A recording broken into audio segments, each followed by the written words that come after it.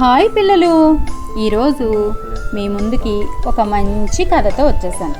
కథ పేరు బాతు బంగారు గుడ్డు.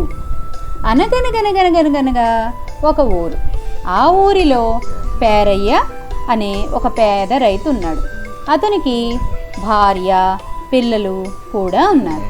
అతను ఒక బాతు పిల్లని తెచ్చి పెంచసాగాడు. ఆ బాతు పిల్ల పెరిగి కొంచెంగా పెద్దదైంది. ఒకరోజు అది ఒక బంగారు గుడ్డును పెట్టింది.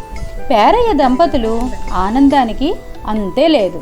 అలా ఆ బాతు రోజుకొక బంగారు గుడ్డు చొప్పున ప్రతిరోజు క్రమం తప్పకుండా పెడుతూ ఉంది. పేరయ్య దంపతులకు రోజు బంగారం లభించడంతో వాళ్ళ సంసారం ఆనందంతో చక్కగా చేయసాగారు. గొప్ప ధనవంతులు కూడా అయ్యారు.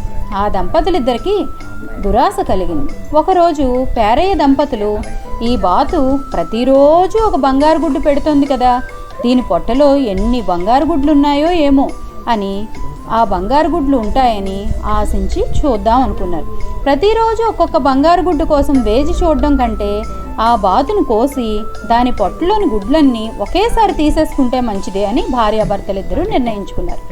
ఆలస్యం ఎందుకని పేరయ్య దంపతులు బాతును కోసి పొట్ట చీల్చారు. కానీ అందులో ఒక్క బంగారు గుడ్డు కూడా కనిపించలేదు వారికి.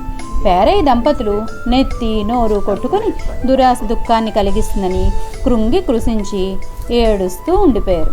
చూసారా ఫ్రెండ్స్, అందుకే కలుగుతున్నదాన్ని ఉన్నదాన్ని తృప్తిగా ఉండాలి తప్పితే అంతకు మించి అత్యాశ మనకి పనికిరాదు. సరేనా ఫ్రెండ్స్, రేపు మీ దగ్గరికి మరొక మంచి కథతో వస్తాను. లైక్ చేయండి, షేర్ చేయండి, సబ్స్క్రైబ్ చేయండి. కిందన ప్రతి ఒక్కరూ కూడా కథ ఎలా ఉందో చెప్పి కామెంట్ చేయండి. సరేనా?